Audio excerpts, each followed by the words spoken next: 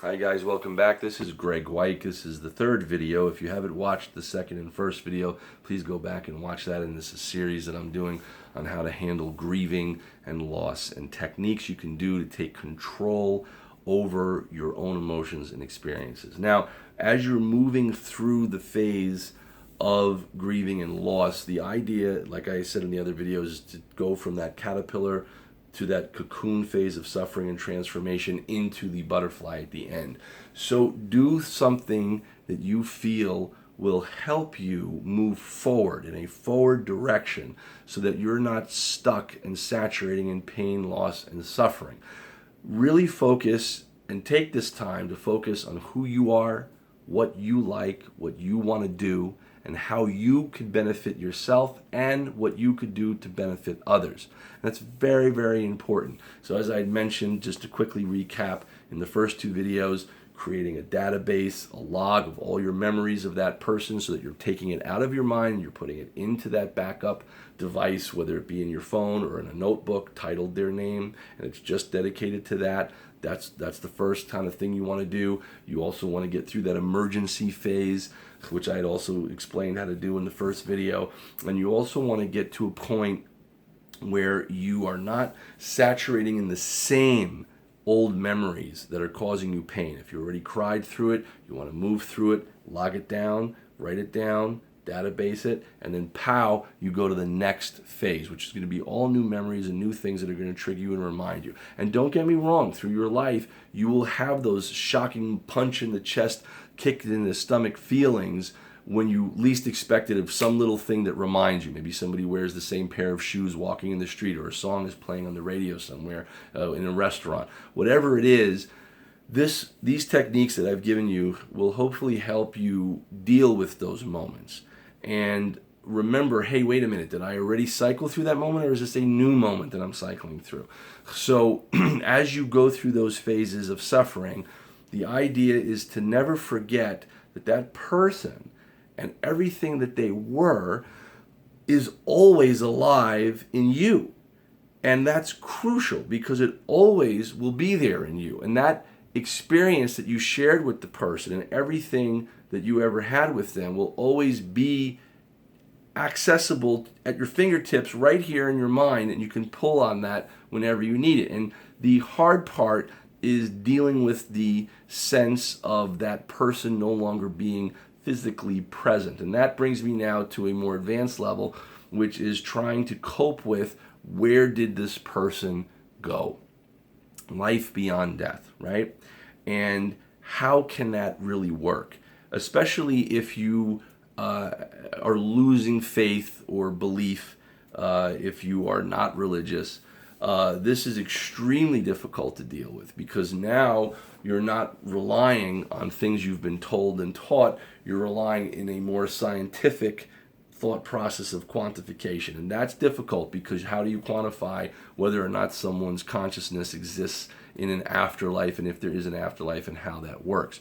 So I came up with a thought, and I see that other people have had somewhat of similar thoughts as well, which is that the consciousness of a human being and what they are without a physical form may in fact exist in ways that we're unfamiliar with, in ways that our five major senses, even though we have more, the five are the ones that we usually talk about and focus on, those five senses may not have the ability to read or pick up on. So just like you can't play a CD without a CD player, okay? You will need a sense that can detect if something or that person you loved is in fact able to exist in a way that we were unfamiliar with. But if you don't have that sense or that CD player, how can you do it? If you don't have your MP3 player and the person exists as an MP3, for example, you can't hear them. You can't communicate with them. So on Earth, to be very blunt, and a lot of us kind of block out our senses from this, but we are floating somewhere in space on this little blue orb called Earth, right? And there's a whole bunch of people on this little blue orb called Earth floating somewhere in space. We don't even know if it's the center of space, right? So the reality is that we are very limited by what we can measure, what we can see, and how we understand existence. So I like to say it like this. If you have a remote control car, right, and you have the controller in your hand, that car is driving all around the place, even though there's no wire connected to it, because it's sending and receiving a wireless signal, right? So maybe our brains are the thing that receives that wireless signal and sends those backup device. Do you understand what I'm saying? That it's receiving the wireless signal of our soul, if you want to call it that, which is how we live in this physical form, right? And then when the physical form dies and it's kind of completed its existence, that signal that's being sent, right, still exists. That frequency still exists. As you guys know, Albert Einstein had, coined the phrase that energy cannot be destroyed or created, only transferred. Research that. It's completely true. It's shocking. Nothing vanishes or disappears. So even if you take a piece of paper and you light it on fire, the ash still remains. Something physical always remains. So energy can only be transferred. It does not disappear. And that's a very important kind of thing to note, because that means if the energy or the electricity or whatever is powering our physical unit here or our physical body, why shouldn't it completely continue in a different form than we're able to see? That energy basically leaves the body, but it doesn't disappear. It doesn't get destroyed. The body might get destroyed, and we, of course, miss that thing that we use to touch and connect physically. But the reality is that the thing that makes us individuals is that unidentifiable sense of choice, because we are actually a force. That is what a human being is. If you really break it down, we are a force. We are intention. We want something, and the signal is sent here to the body to go get it. And that is what we are. And then we love to trade information and transfer information back and forth.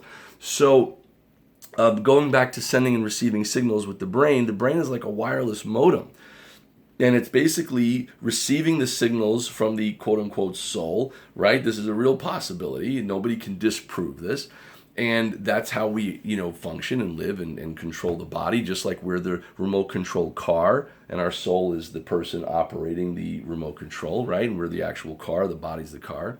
So we're receiving that signal, and then we record everything through our eyes, right? Our cameras, right? And through our audio record devices and stuff, and we're pulling all the information in and probably sending it as well. So we're receiving and we're sending as well. And that's called the Akashic Records, if you guys look that up. And there's a theory that our memories are backed up and stored in this Akashic Records in the ether, and that it can be retrieved after death. Now that might sound all, hocus pocusy to a lot of you guys, but if you really start researching it, you see that there is a possibility of that it's not actually potentially wishful thinking, but it might actually be plausible. Don't get me wrong.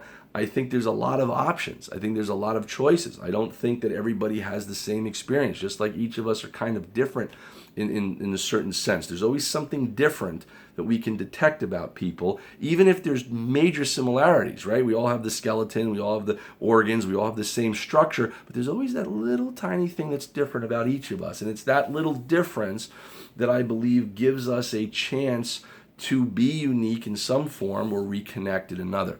So I'm going to talk about this a little bit more in my next video, guys. Please make sure to subscribe for updates. Thank you so much for watching. Watch our other videos and post your comments below. I'll do my best to read them and answer them. And again, this is Graig Weich saying to be continued.